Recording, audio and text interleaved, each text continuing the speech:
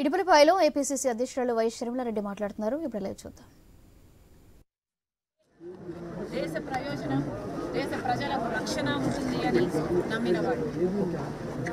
ఆఖరికి రాజశేఖర రెడ్డి గారి చివరి కోరిక ఆఖరి కోరిక కూడా కాంగ్రెస్ పార్టీ తరఫున రాహుల్ గాంధీ గారు ప్రధానమంత్రి కావాలి, అదే మన దేశానికి మంచిది అని సంపూర్ణంగా నమ్మి విశ్వసించిన వాడు రాజశేఖర రెడ్డి గారు. బ్రతికే ఉండుంటే ఈ పార్టీకి రాజశేఖర రెడ్డి గారు ఆ కోరికను ఆ కళను నిజం కూడా చేసేవాడు.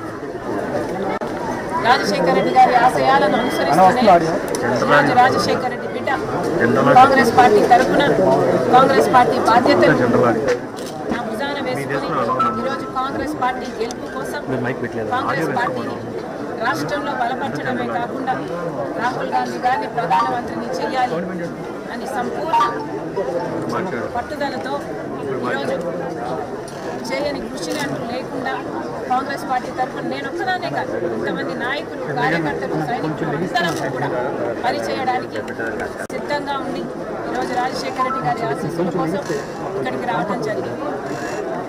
ఈరోజు 114 మంది ఎమ్మెల్యేల జాబితాను కాంగ్రెస్ పార్టీ రిలీజ్ చేసింది. 5 మంది ఎంపీల జాబితాను రిలీజ్ చేయడం జరిగింది. అతి త్వరలోనే మిగతా లిస్టు కూడా రిలీజ్ కాబోతుంది. ఆంధ్ర రాష్ట్ర ప్రజలందరినీ కాంగ్రెస్ పార్టీ కోరుతున్న విషయం, మీరు 5 సంవత్సరాలు చంద్రబాబు గారికి అవకాశం ఇచ్చారు, ఇంకొక 5 సంవత్సరాలు జగన్మోహన్ రెడ్డి గారికి వైసీపీకి అవకాశం ఇచ్చారు.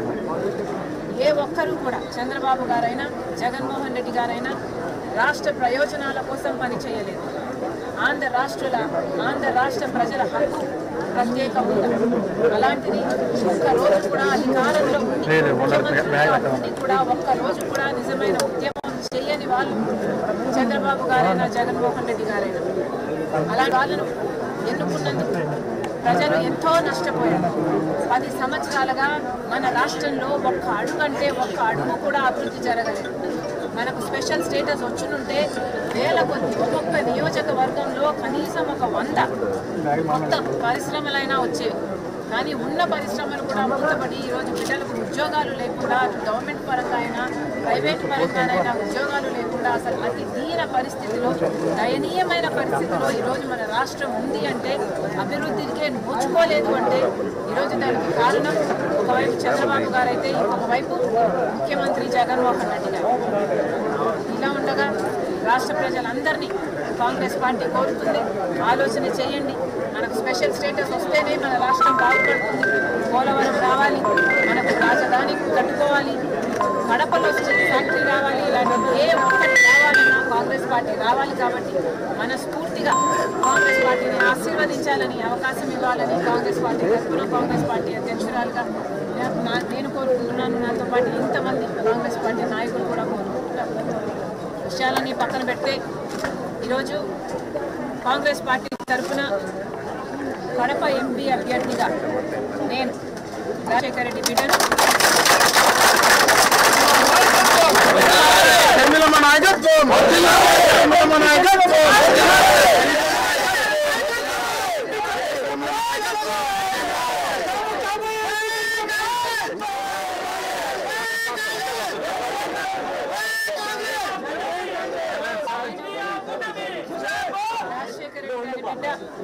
వైఎస్ షర్మిలారెడ్డి కాంగ్రెస్ పార్టీ అభ్యర్థిగా ఎంపీ అభ్యర్థిగా నేను నిలబడబోతున్నాను.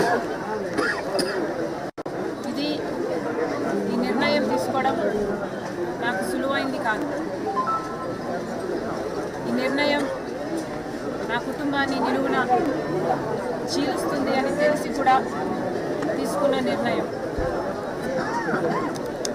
ఈ నిర్ణయం వల్ల రాజశేఖర రెడ్డి గారి అభిమానులు ఎంతోమంది ఏ వైపు వెళ్ళాలో ఏం చేయాలో తోచని స్థితిలో ఉంటారు అని తెలిసే తీసుకున్న నిర్ణయం. కానీ ఈ నిర్ణయం తీసుకోవడం నాకు తప్పలేదు. ఎందుకంటే జగన్మోహన్ రెడ్డి గారు నాకు తోడబుట్టిన అన్న. జగన్మోహన్ రెడ్డి గారు అంటే నాకు ద్వేషం లేదు. జగన్మోహన్ రెడ్డి గారు నా రక్త తప్పు. కానీ ఎన్నికల వరకు ముఖ్యమంత్రి అయ్యేంత వరకు నాకు నువ్వు చెల్లివి కాదు, నాకు నువ్వు బిడ్డ అన్న జగన్మోహన్ రెడ్డి గారు ముఖ్యమంత్రి అయిన తర్వాత మారిపోయిన మనిషి. ముఖ్యమంత్రి జగన్మోహన్ రెడ్డి గారు నాకు పరిచయం లేదు. ముఖ్యమంత్రి జగన్మోహన్ రెడ్డి గారు నా అనుకున్న వాళ్ళందరినీ నాశనం చేశాడు. ఈరోజు ముఖ్యమంత్రి జగన్మోహన్ రెడ్డి గారు వైసీపీ పార్టీ తరఫున హత్యా రాజకీయాలు ప్రోత్సహిస్తూ ఈరోజు కడపలో ఎంపీ అభ్యర్థిగా వివేకానంద రెడ్డిని హత్య చేసిన వాళ్ళకే టికెట్ ఇవ్వడం జరిగింది. ఇదే తట్టుకోలేకపోయాడు. హత్య చేసిన వాళ్ళకి ఈ రోజు వరకు శిక్ష పడలేదు. హత్య చేసిన వాళ్ళు, చెప్పించిన వాళ్ళు ఈ రోజు వరకు తప్పించుకొని తిరుగుతున్నారు. ఎన్ని సాక్ష్యాలు ఉన్నా, అన్ని ఆధారాలు ఉన్నా, ఎన్ని వాగ్మూనాలు ఉన్నా ఇవేవి వాళ్ళకు శిక్ష పడడానికి సహాయపడకపోగా అధికారం వాడుకొని ఈరోజు జగన్మోహన్ రెడ్డి గారు వాళ్ళనే రక్షించడమే కాకుండా ఈరోజు వాళ్ళకి మళ్ళీ అవినాష్ రెడ్డి గారికి టికెట్ ఇవ్వడం అన్నది నేను తట్టుకోలేకపోయాను. వైసీపీ పార్టీ, వైసీపీ ప్రభుత్వం రక్తంలో మునిగిపోయింది. వివేకానంద రెడ్డి హత్యను ఆ రోజు రాజకీయం కోసం వాడుకున్నారు అన్న విషయం నాకు ఆఖరి వరకు అర్థం కాలేదు. సాక్షి ఛానల్లో అంత ఘోరంగా వివేకానంద రెడ్డి హత్య జరిగితే వివేకానంద రెడ్డిది హార్ట్ అటాక్ అని మొట్టమొదటగా సాక్షి ఛానలే చెప్పింది. ఎందుకు అన్న విషయం ఆ రోజు మాకు అర్థం కాలేదు. వివేకానంద రెడ్డి హత్య విషయంలో ఎన్ని ఆధారాలు ఉన్నప్పటికీ కూడా అదే హంతకులు పదే ఈ 5 సంవత్సరాలుగా వెనుకొసుకొచ్చాడు జగనన్న గారు. ఇవన్నీ ఒక ఎత్తైతే అసలు ఈ కడప ఎన్నికల్లో మళ్ళీ ఆయనకే టికెట్ ఇవ్వడం ఇంకొక ఎత్తు. ఇంత తెలిసి కూడా, ఇంత ఘోరమని తెలిసి కూడా, ప్రజలు హర్షించరు అని తెలిసి కూడా ఎంత అహంకారం కాకపోతే మళ్ళీ అదే అవినాష్ రెడ్డికి జగనన్న గారు టికెట్ ఇస్తారు. రాజశేఖర రెడ్డి గారి బిడ్డగా నేను ఏం చేయాలో ఆలోచించాను. నేను రాజశేఖర రెడ్డి బిడ్డను, అలాగే వివేకానంద రెడ్డి గారు రాజశేఖర రెడ్డి గారి తమ్ముడు. రాజశేఖర రెడ్డి గారి తమ్ముడై ఉండి రాజశేఖర రెడ్డి గారు బ్రతికున్నంత కాలం లక్ష్మణుల్లాగా ఎంత అన్యూన్యంగా ఉండేవాళ్ళు, ఎంత నమ్మకంగా ఒకరికొకరు ఉండేవాళ్ళు ప్రజలందరూ చూశారు. రాజశేఖర రెడ్డి గారి మాటను వివేకానంద రెడ్డి గారు ఎప్పుడూ జవదాటలేదు. అలాంటి వివేకానంద రెడ్డి గారి ఆఖరి కోరిక, చివరి కోరిక నేను ఎంపీగా నిలబడాలి అని నా దగ్గరికి వచ్చి దాదాపు 2 గంటల పాటు ఎంపీగా నిలబడాలమ్మా అని నన్ను ఎంతగానో ప్రాధాన్యపడ్డారు. ఆయన చివరి కోరిక నేను ఎంపీగా నిలబడాలి. కానీ ఆ రోజు నాకు అర్థం కాలేదు, ఎందుకు నన్ను ఇంతగా ప్రలోభ పెడుతున్నారు, ఎందుకు నన్ను ఇంతగా నిలబడి అడుగుతున్నారు. ఈరోజు ఆలోచిస్తే అర్థమవుతుంది.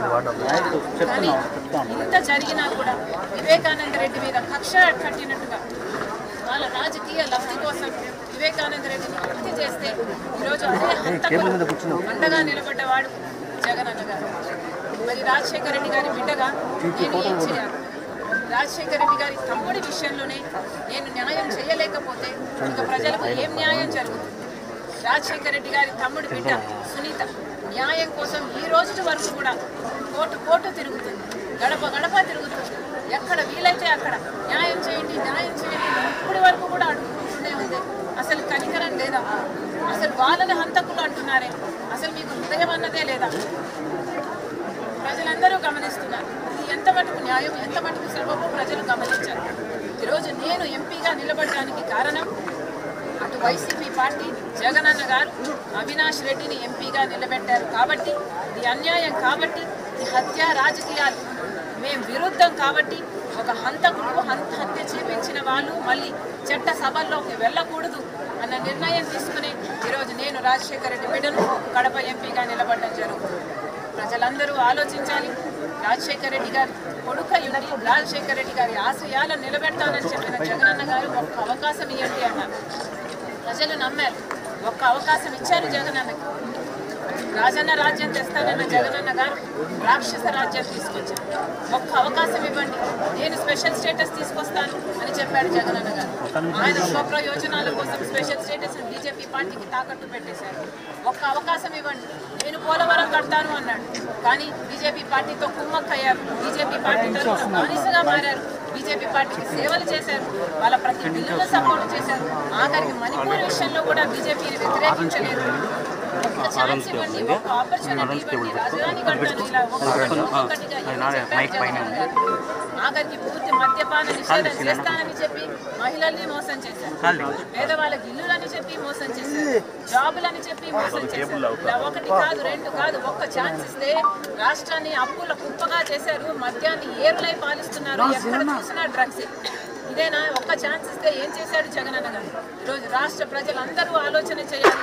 రాజశేఖర్ రెడ్డి బిడ్డగా నేను చెప్తున్నాను, కాంగ్రెస్ పార్టీని ఆశీర్వదించండి, కాంగ్రెస్ పార్టీకి మళ్ళీ అవకాశం ఇవ్వండి.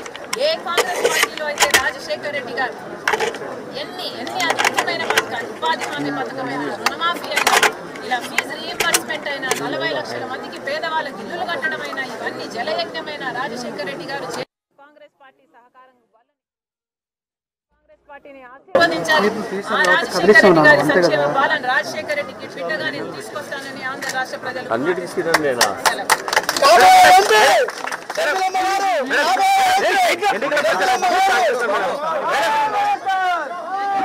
మేడం